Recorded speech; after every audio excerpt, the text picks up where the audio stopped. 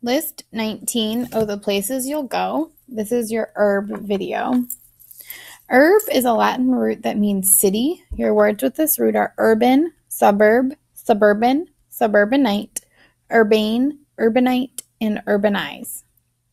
Urban is your first word, and this means of or relating to cities and the people who live in them.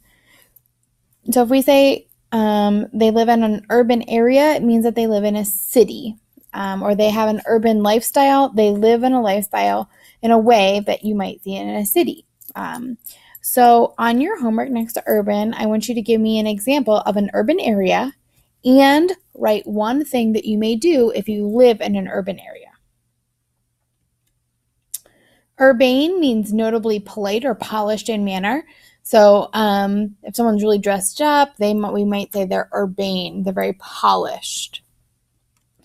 An urbanite is a person who lives in a city. So this person walking, crossing the street, looks like they might be an urbanite. They live in a city. Urbanize means to impart an urban way of life. So if an area gets really developed and becomes part of a city, you can say it has been urbanized. A suburb is a town or other area where people live in houses near a larger city. So if you live right outside of a city in a town or another area, you might live in a suburb. You might be a suburb of that city. So on your homework for suburb, write the difference between a suburb and a city. Suburban is an outlying part of a city or town or a smaller community adjacent to or within commuting distance of a city. So sometimes suburban areas look like this. They look like developments. Have been built right outside of the city, and they're within commuting distance. So some people who live in a suburban area will work in a city.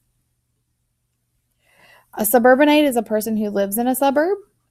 So on your homework, please write something that a suburbanite may do that you may not do where you live.